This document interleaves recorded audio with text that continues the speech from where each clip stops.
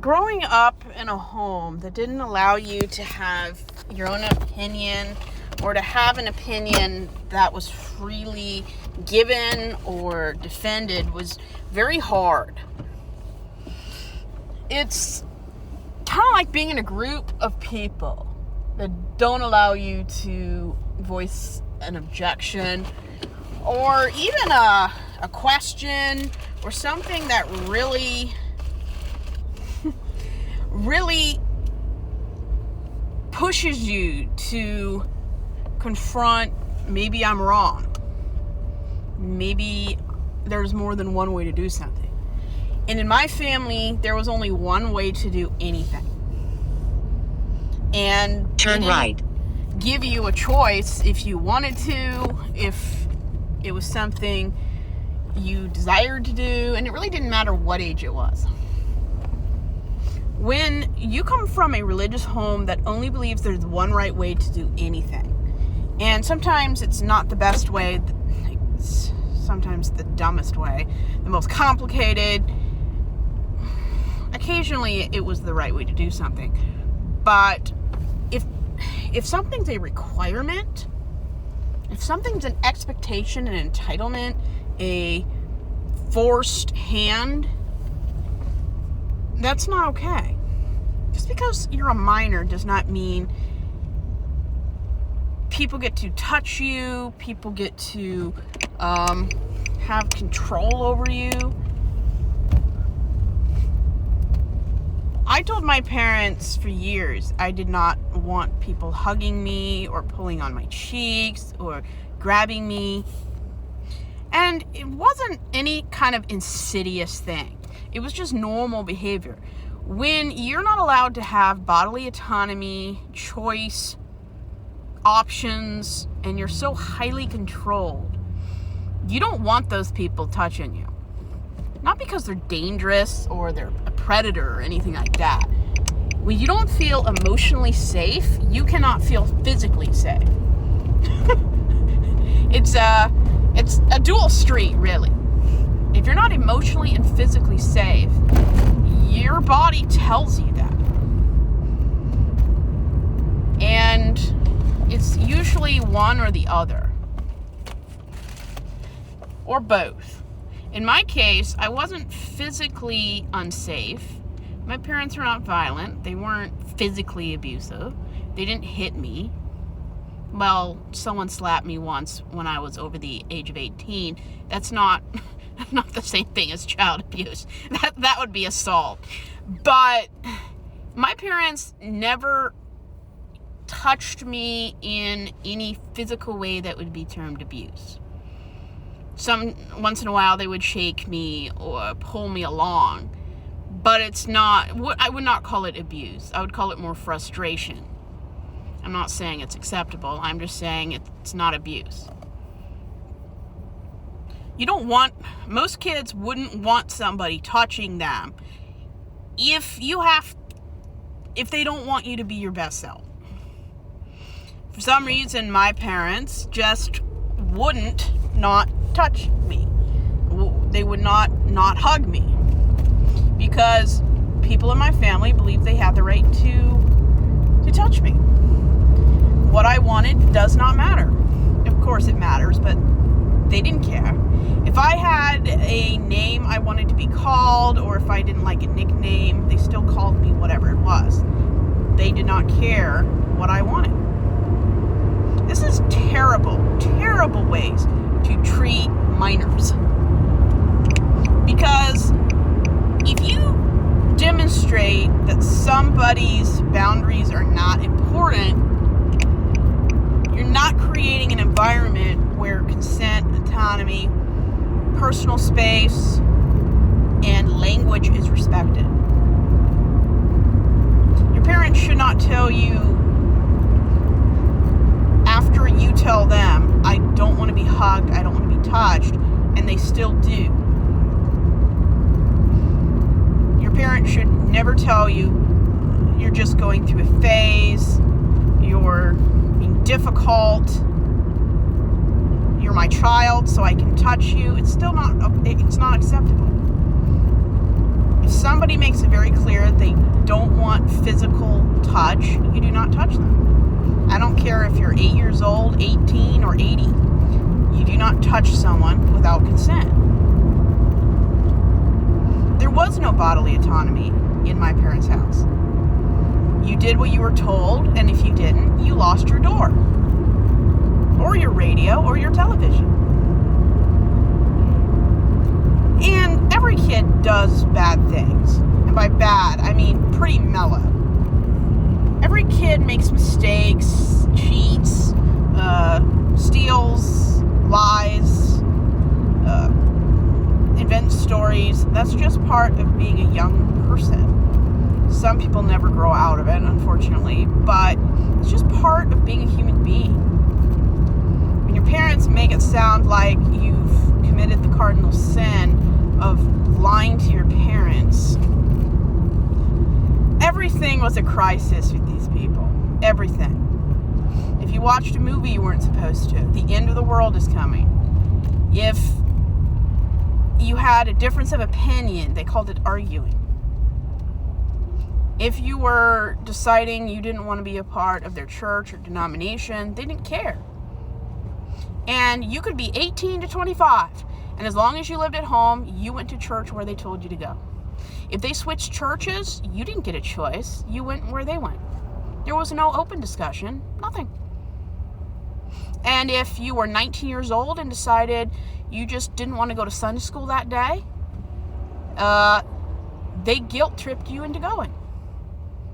They made it sound like you were a terrible Christian if you didn't go. Enmeshment is a terrible way to teach kids how to be fully functioning adults.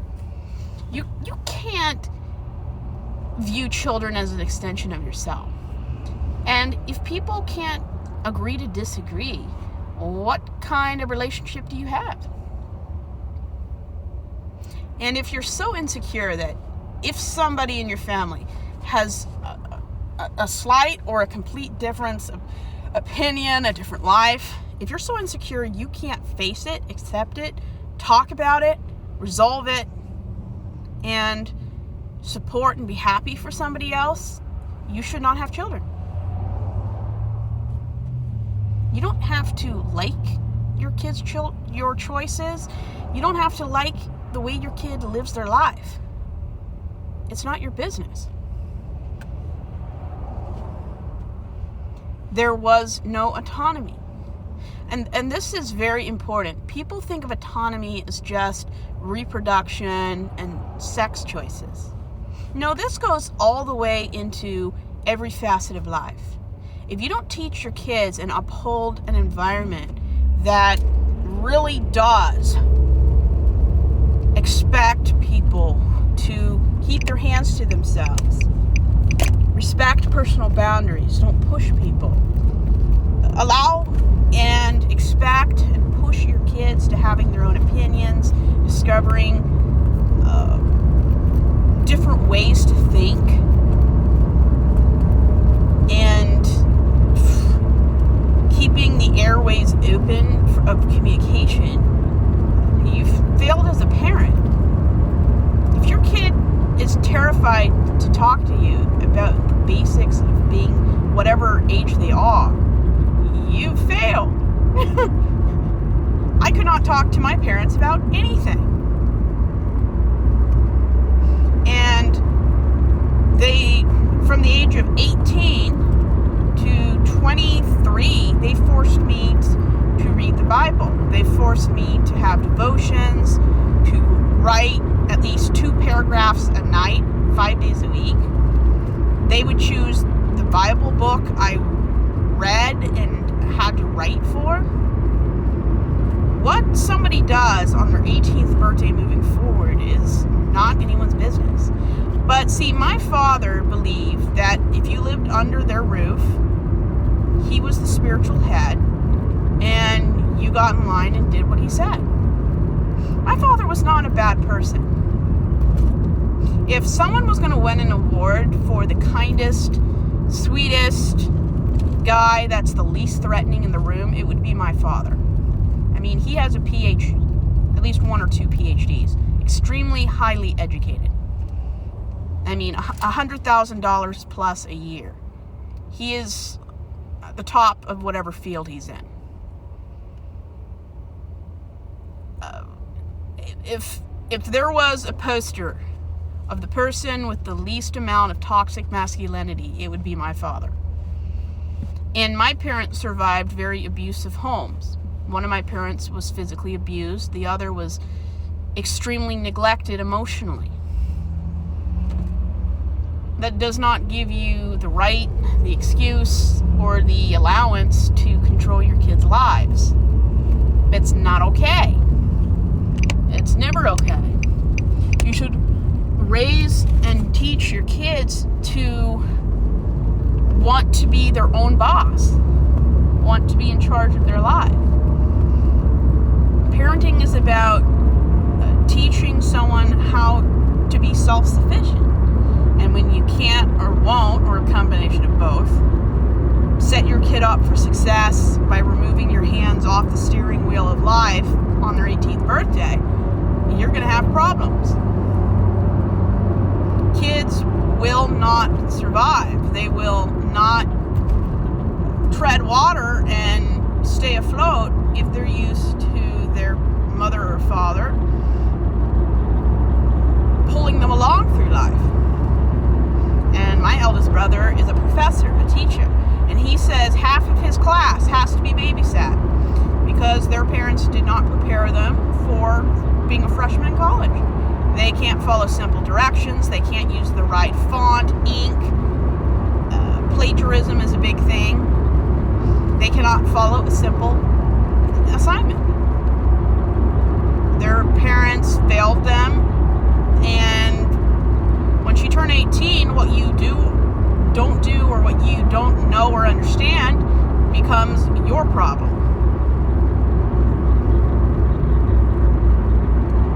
When you grow up in a family that stunts you emotionally for 10 years, imagine what kids go through at 13. I didn't go through until I was 23. Physically, I went through puberty, but emotionally, psychologically, sexually, I did not go through for 10 years after everyone else. That is how emotionally stunted enmeshment can be. Not all the time. A lot of people who survive enmeshment may or may not go through that.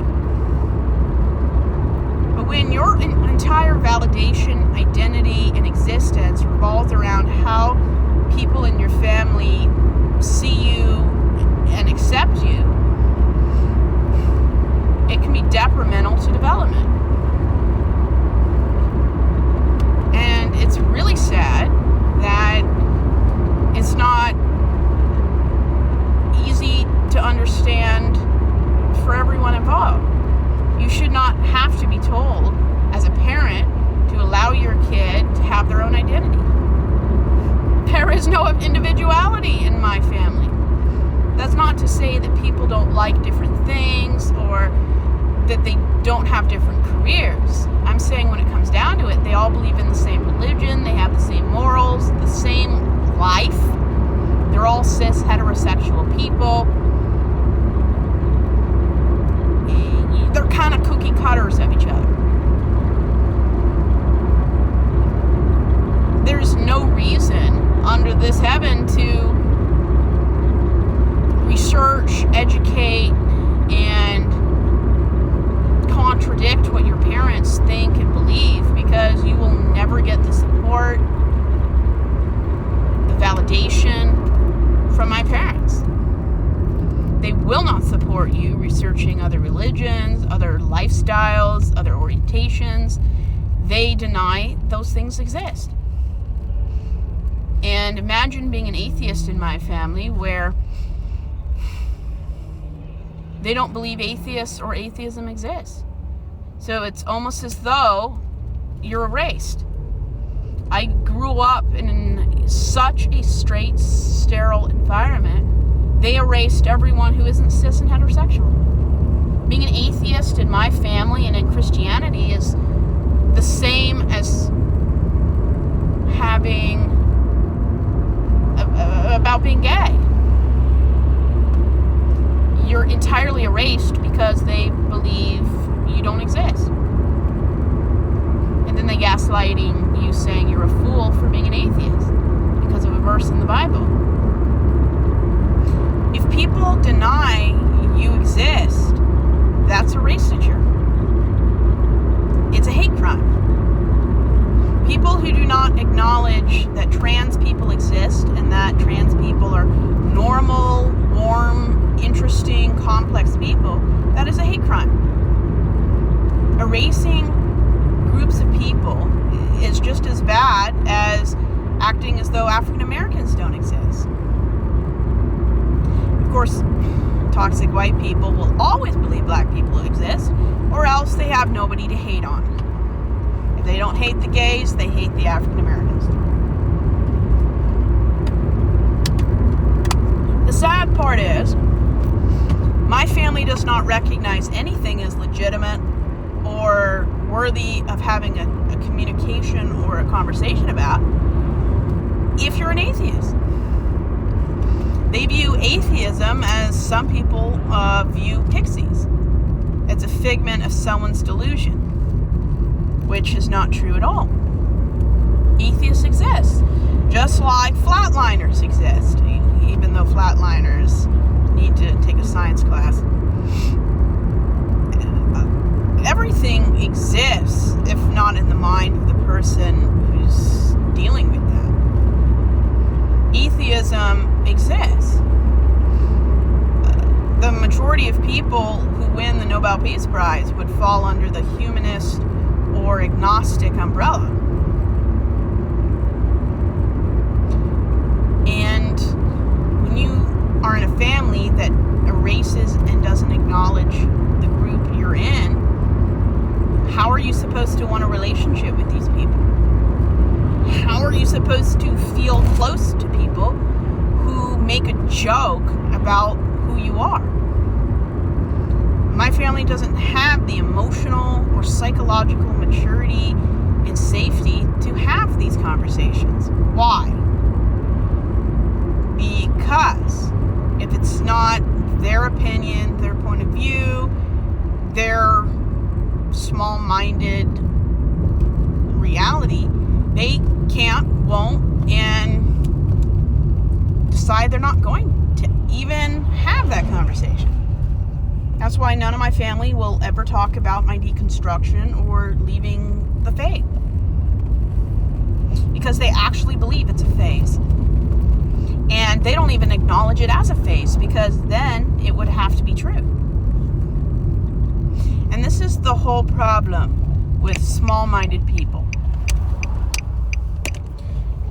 You're forced in the secular world to come into contact with people that are different, believe different things, have different colored skin, with different backgrounds.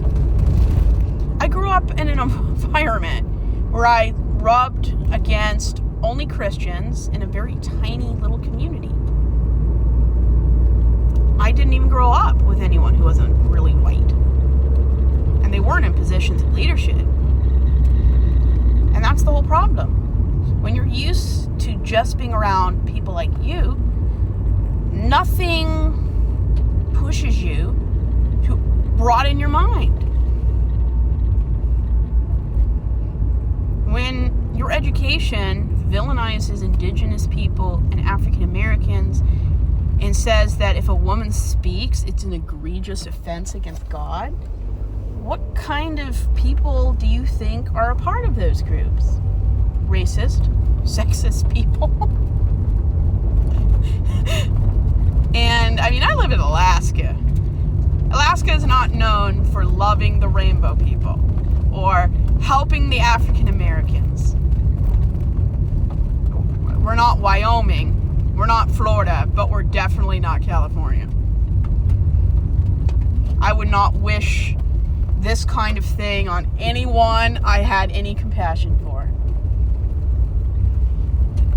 And when you're the only atheist in a fundamentalist, white, Christian, racist, homophobic, sexist family, I mean, If I believed in prayer, I would say that atheist needs prayer. That person needs as much emotional support and social structure as possible to cope with the complete inability of their family to simply support them. It's sad, but that's the reality there. And when you grow up in an environment that is so intolerant, so narcissistic, there's only one way on God's green earth to do something, to believe, you have a problem. But they'll never admit there's a problem. My own siblings, still to this day, even this morning, defend my parents for removing all autonomy from me. And how they treated me at 10 years old is really the same way they treated me at 24. They controlled everything. That's not how you create and maintain a relationship. You shouldn't control every aspect of your child's life, especially when they're an adult. Everyone deserves to make decisions and learn from them. And there's just an inability to have boundaries in my family. I'm 32 years old, and my roommate, who I'm related to, by the way, still wants to know where I'm going, when I will be back. It's not your business. I always say, unless you're sleeping with the person, what they do is none of your fucking business. Nobody is entitled to know anything unless they're your boss or the person you sleep with. And that's only if you have a long-term relationship where you share things. Your roommate does not deserve nor is entitled to know your personal business. Just because you're related by blood to someone does not give you any entitlement over them at all. I'm not really on speaking terms with any of my relatives. They have not made an effort, and after the way they ghosted me about certain parts of my life, I think they should just stay gone. Because when you've really experienced decent, consistently compassionate people who respond positively to you and don't just pursue and respond when you announce things that make them comfortable and just ignore, ghost, and stay silent on things that they can't talk about because they are intolerant, those are not the people I want to be around. I want to be around people that pursue me and put as much effort into a relationship as I do. My therapist told me, match people's emotional labor. If someone shows you they do not care to ask you about important life changes, they don't pursue you like you pursue them, and if a relationship is like tennis, you're supposed to serve it and hit it back. If you're the only person that is serving and hitting it back, that's not a relationship. Because you're doing all the work. I'm tired of being friends with people. Well, you have to call me. You have to make the first move. You have to do the effort. I'm exhausted. And my roommate told me, why don't you care about my opinion? Why don't you think my opinion is worth something? And I responded with, because your opinion and everyone else I'm related to has never brought me joy, never validated me, never made me feel emotionally safe, and never, not one time since I was born, did I ever feel like people listened to me. So, if somebody is offended that I don't care what they think, that's why. It's not worth me and my time when I don't get anything out of it. Friendship is supposed to make you the best version of yourself. supposed to make the other person the best version of themselves. You're supposed to be caring, compassionate, and pursue people to the same extent they pursue you. That's what a relationship is. A balanced effort of emotional labor, attention, interest, and consistency. And my roommate said, you don't match other people's emotional labor. You're supposed to give. And I said, and what has that ever given me? They don't call me. They do not make an effort. I'm tired of it being a one-sided thing. If I wanted to have a one-sided relationship where I do all the emotional labor, the domestic labor, I'd get married to a cis heterosexual man. I'm tired of doing all the work. And I'm tired of being friends or being around people where I have to make the first move every single time because that's just the way they work. No, it's because they're lazy. If people care about you, they won't constantly make you reach out first. I'm tired of it. I've only talked to my mother twice since October, and that's when my father said, don't call. So I guess when my parents say they support and love me, it's only when I don't announce things that they don't agree with. That sounds unconditional. I'm just tired of the people in my family making my life worse. And some people may disagree, but I think once certain people are no longer around, I will have less cortisol in my life. And it's sad, but the reality is, if somebody doesn't make your life better because you exist in their orbit, why are you there? Who do you think you are that you can make someone else's life unbearable? That's the kind of person you want to be? The person that makes your daughter, your sister, your aunt more miserable? And I don't say it lightly, but when I was a teenager, from age 13 to 18, which would have been 2007 to 2013, no one in my family made being a teenager or being in a very difficult hormonal time in my life even 1/10 of an inch better. They all made it worse. That's who they are.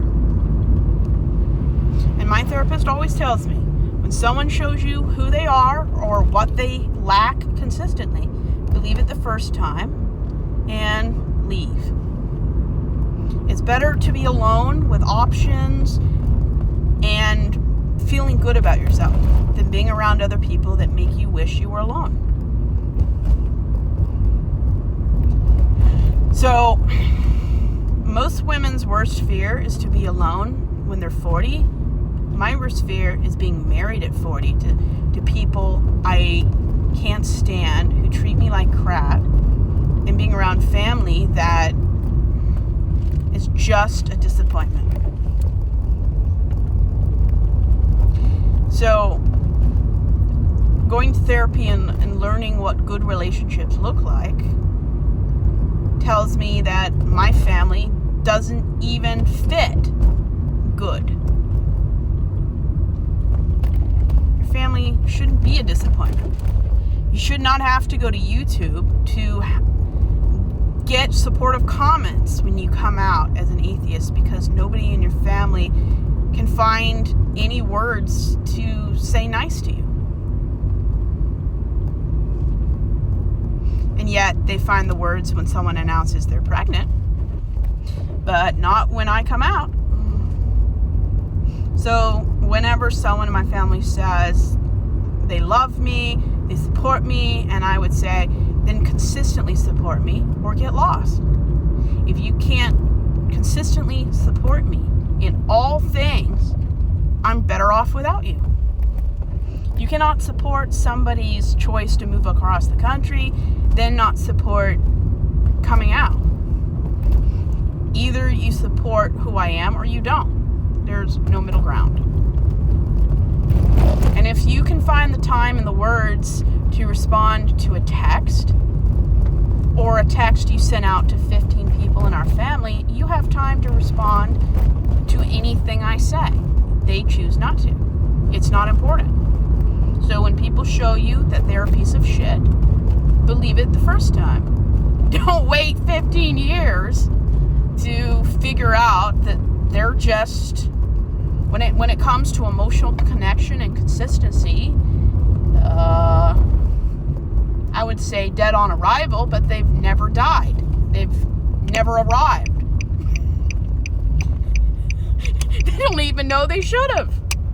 They will make a million excuses. But at the end of the day, they do not care. And honestly, not to make light of the whole situation, they did me a favor. Now I'm forced to find connection, commiseration elsewhere.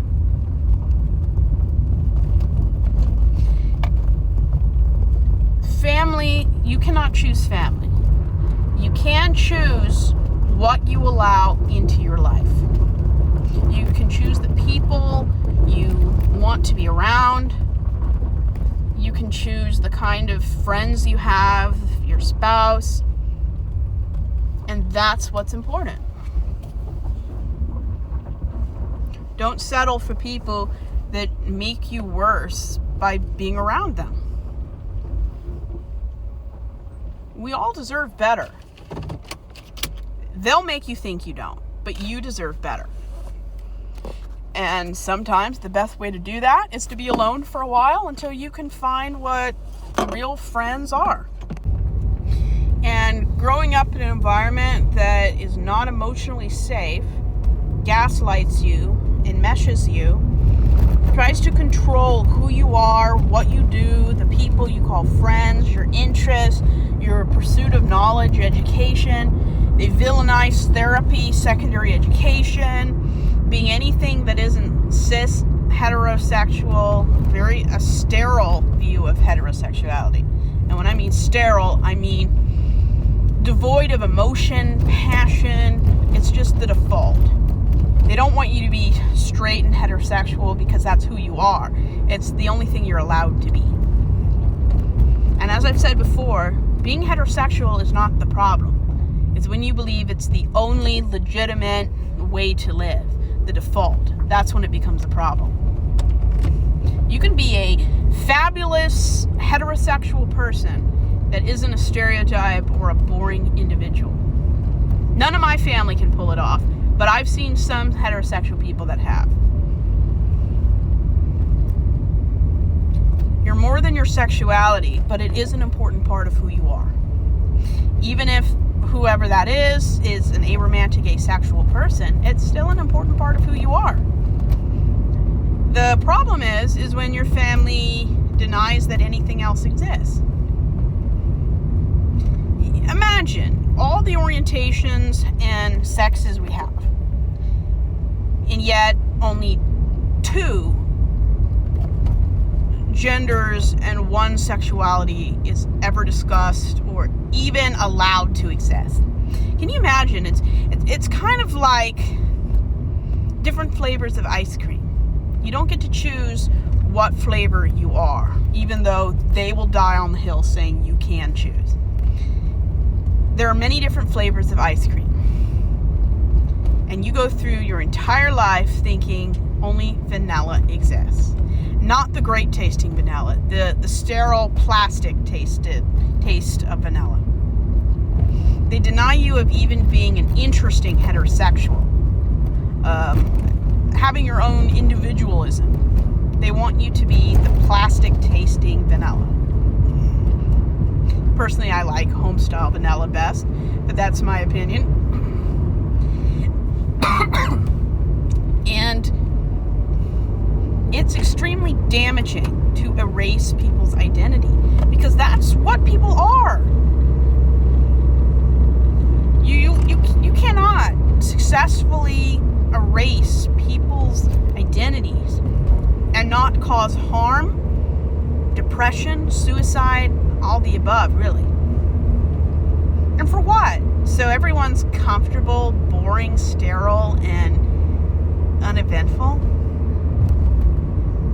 Personally, I think life would suck if there was only one flavor of crappy ice cream. And I don't even like the traditional flavors. I don't like strawberry, chocolate, vanilla. I don't like those flavors. There's nothing wrong with those flavors. I'm just saying I do not like them.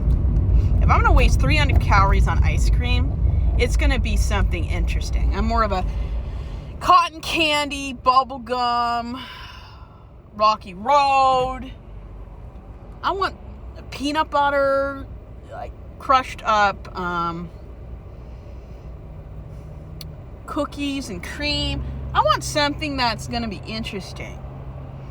And if you're the kind of person that likes just traditional vanilla, fine.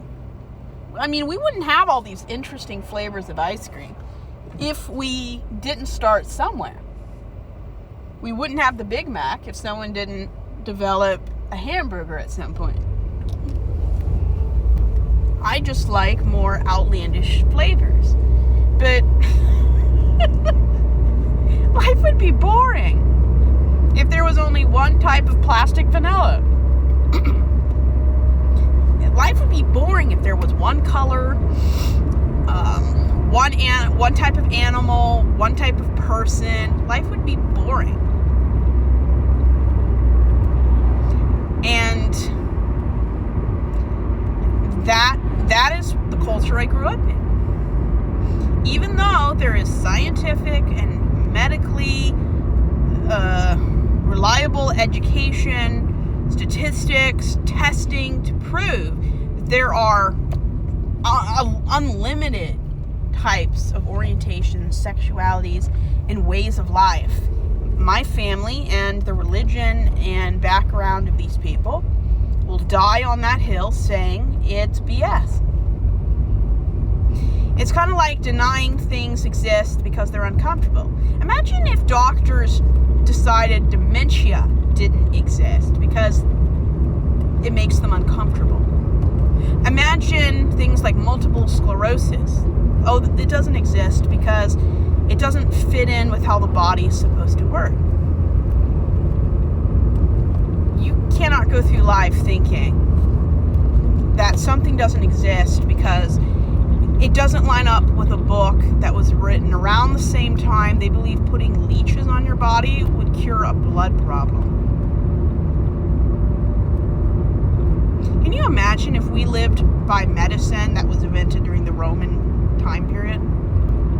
It is utter bullshit how you can live your life by a book that was written around the same time as the wheel was created.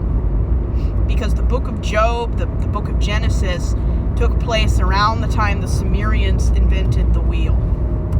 It's around the same time that the Chinese invented paper and writing. And yet, everything else in our life is supposed to be lived in 2026, but the book that decides everything about us,